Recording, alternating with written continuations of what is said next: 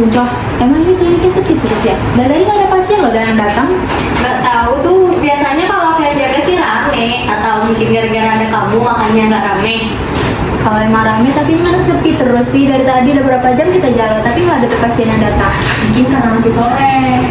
Udah kali ya. Kalau kak baru jaga 2 jam aja udah ngeluh. Tunggu dulu, nanti malam baru pada rame nih pada datang. Jangan pada ribut. Nih, kalian belum pada tahu nggak? Kalau jam 2 malam, pasien yang sering kesini itu pasien yang aneh-aneh. Aneh-aneh gimana? Yang kalau mereka lihat bayangan, mereka bisa tiba-tiba kejang sendiri. Emang ada pasien gitu? Kamu masih percaya sama hal yang kayak gitu? Kalau aku sih enggak. Kalau kalian gimana? Serius tahu. Waktu dulu aku pernah jaga sama Kak Friska. Jangan bahas yang aneh-aneh, hari ini masih panjang. Emang kenapa sih Pak? Bapak masih takut sama cerita Friska yang di UGD itu? Hah? Serius dong? Kok aku baru denger sih Friska itu? Siapa sih Friska itu? Ih, kamu tuh udah. Ya, kalian nggak tahu. Aku tahu, tapi itu tuh cerita yang aku dapat dari sebelum aku jaga di sini. Jadi tuh aku sempat cari cerita-cerita tentang kejadian-kejadian yang ada di rumah sakit ini. Aku ceritain, tapi kalian jangan kasih tahu siapa-siapa, kita aja yang tahu, oke? Oke. Sini. Jadi Friska itu dokter yang jaga di ruangan belakang itu, kalian tahu kan ruangan belakang yang udah gak kepakai itu? Yang gelap itu kan? Iya.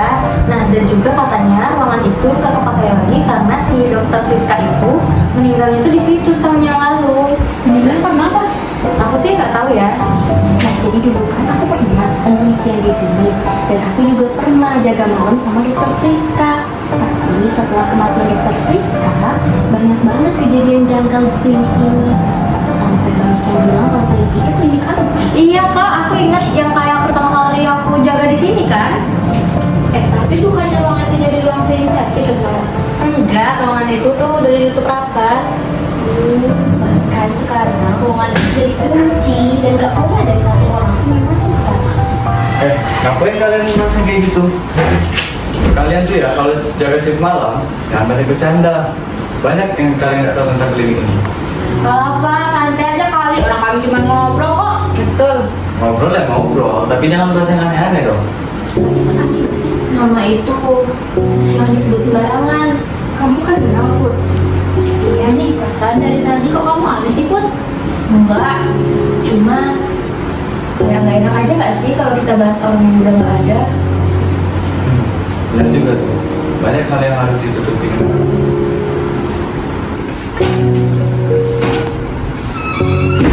Sumpah ya, orang yang tadi tuh bikin kita makin canggung. Orang yang mana sih? Satpam yang tadi? Iya, sama yang tadi itu. Ngeselin banget.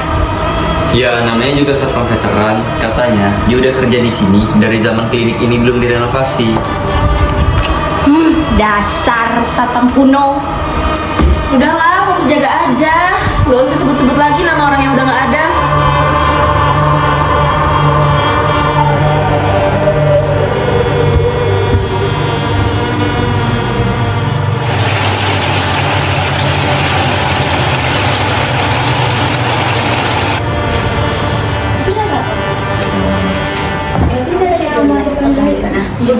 Udah aku coba perasaan di sana. Iya.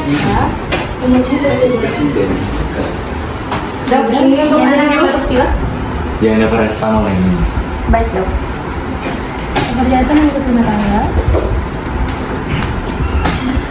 Udah nih. Biasanya dapat jaga pagi siapa? Kita berdua lagi kak, dapat si beruntun, nggak manusiawi banget sih. Koas itu bukan manusia, koas itu hybrid, setengah dokter, setengah zombie. Tapi masih hidup kan, nggak kayak yang itu. Apa sih kamu ini? Stop deh bahas-bahas nama itu, nggak lucu tahu. Ya tuh, mari kita fokus ngerjain logbook aja. Kalian belum jam 12, udah ngomel-ngomel aja. Wah, ngagetin aja pak, kirain hantu. Hantu mah gak pakai sepatu dong. Tapi Pak, emang bener ya yang dokter Fris? Udah, jangan tanya soal itu lagi. Apa tuh? Ayo lihat. Siapin ruangan.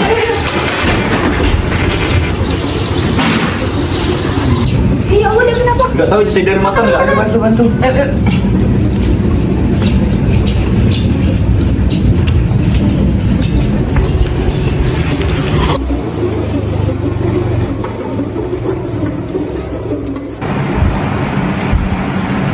Aduh, gawat. Tensinya turun terus, 80/60.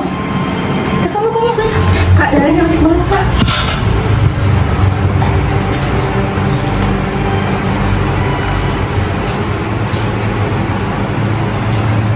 Ambil oksigen.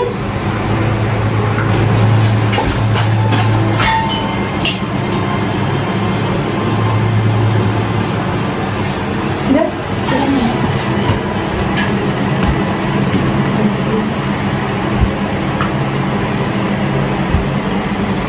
Mas, Mas dengar suara saya nggak? Mas, namanya siapa, Mas?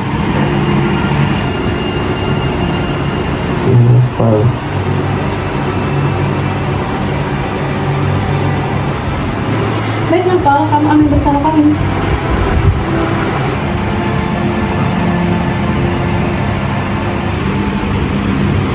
Kenapa, Rik? Ini dok, ini kayaknya udah pernah muka lama deh. Apa dia sering kecelakaan ya? Ya mungkin emang dia udah sering kecelakaan. Emang ada orang kayak gitu. Atau dia emang sengaja? Sengaja apa lagi, Fik? Ya sengaja nyakitin dia sendiri. Kalian lihat nggak tadi? Helmnya aja hancur di depan, tapi motornya nggak ada kan? Kayak tiba-tiba jatuh dari langit aja. Udah deh, jangan halu. Fokus aja ke pasien.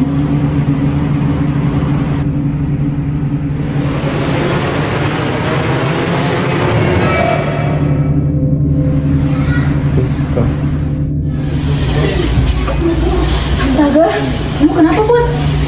Gak tahu, kayak dejavu aja. Salah, paling kamu lapar. Gitu, saya.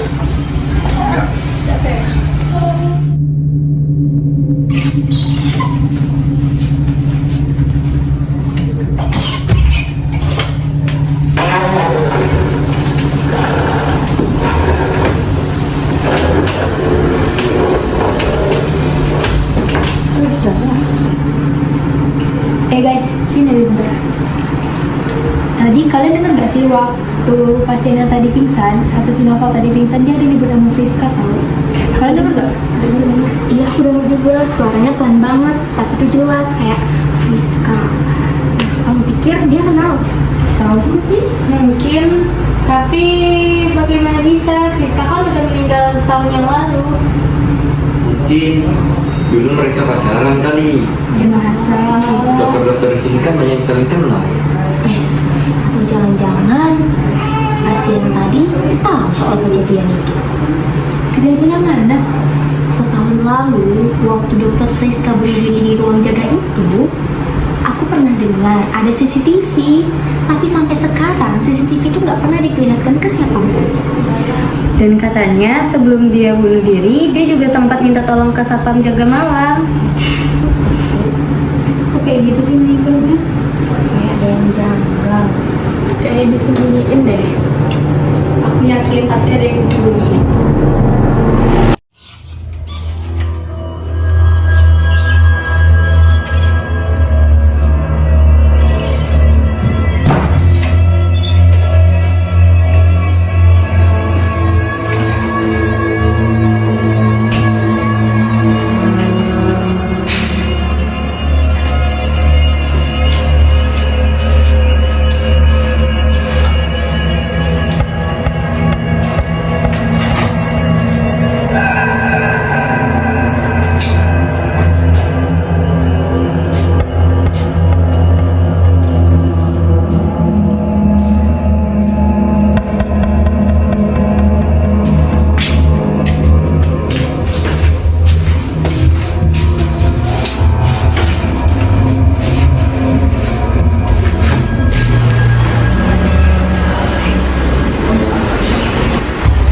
Ada tertuliskan. Mama Mira lagi ngapain ya? Tadi kan kami ada pasien, Pak. Masa tadi sendirian? Mau saya temenin nggak? Pasti Pak, bagaimana? Ayo ikut saya aja. Pasien. Saya aja. Pasien.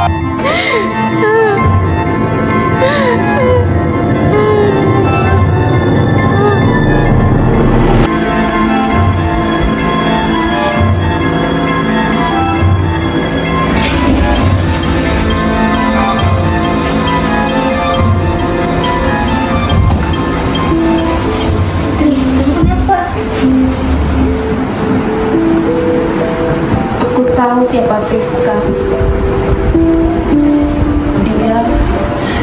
Dia kakak aku. Kakak kamu, Dokter Friska Sekartaji.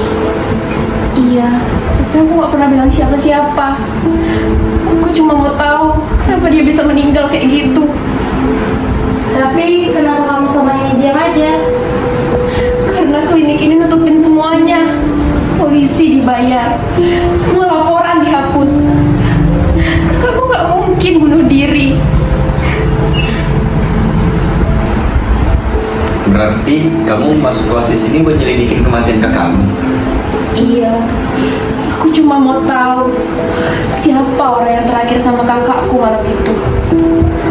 Ya udah, kalau emang kamu cari tahu tentang kematian kakakmu, ayo kita cari tahu sama-sama. Iya, katanya kan Dokter Friska dulu meninggalnya di ruangan belakang itu. Mana tahu kita bisa menemukan bukti di sana. Yuk, yuk, ayo kita ke atas. Tidak ada aman.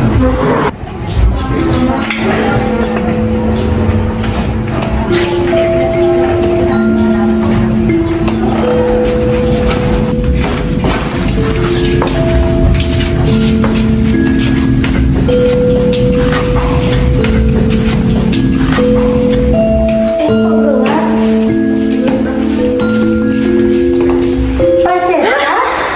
Pak Jesta? Lampunya. Sudah aku bilang, jangan sebut nama itu lagi. Pak Cesta, dari mana Bapak dapat artikel ini? Sini.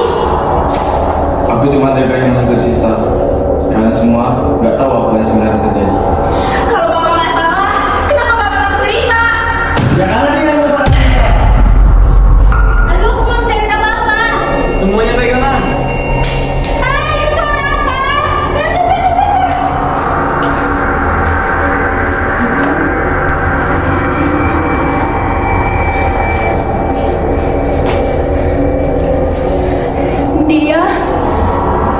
Dia pernah kenal sama kakakku. Ini kamu. Bukan aku yang membunuhnya, tapi dia yang bunuh diri. Karena kamu berkuasa dia. Cukup. Kita lapor polisi sekarang. Gak bisa, polisi juga bagian dari mereka. Kalian nggak tahu apa-apa.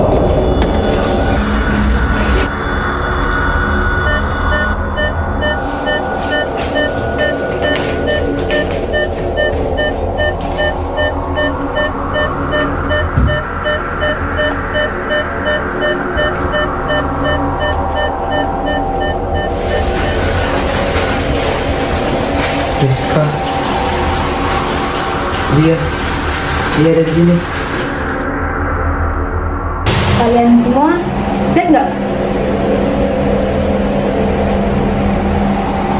Aku lihat, sumpah aku lihat. Apa itu? Kayaknya itu kucing deh. Gak mungkin, Kip. Mungkin itu cuma cahaya. Tapi tadi kayak ada yang lewat. Cahaya dari mana, Dok? Lampunya aja mati. Udah, jangan mikir yang aneh-aneh. Lanjut kerja aja.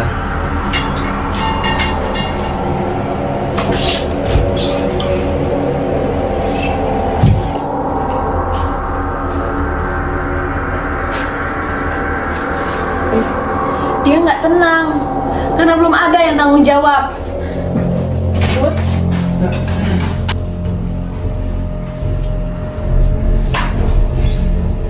Kalian nggak ngerti. Aku nggak pernah niat merusak dia. Aku cuma. Kamu perkosa dia. Kamu biarin dia gantung diri. Aku dipaksa tutup mulut. Rumah sakit yang nyuruh aku diam.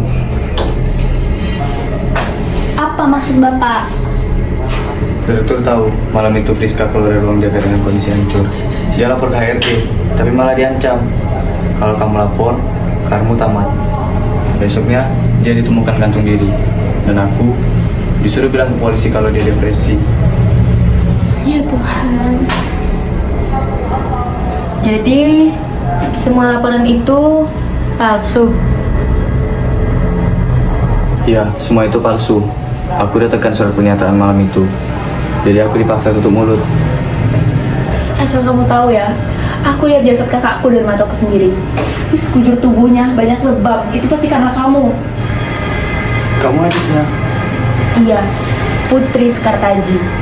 dan kamu bakal ngerasain apa yang dirasain.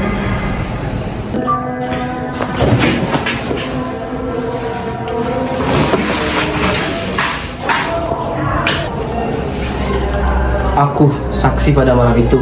Pada saat itu, aku menjadi pengunjung keliling ini. Aku melihatnya dikejar-kejar sama security, tapi aku tidak membantunya. Kamu saksi, tapi cuma bisa diam selama 1 tahun ini.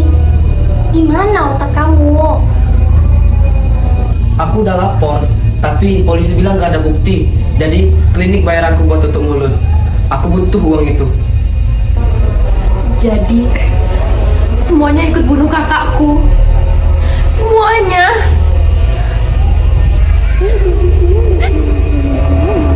Maaf, Siska.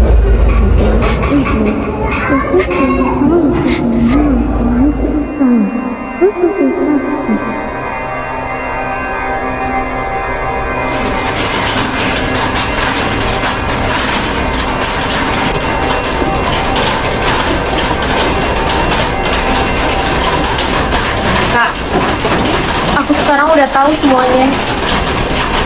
Mereka nggak bakal adil. Tapi aku janji, nggak bakal diem.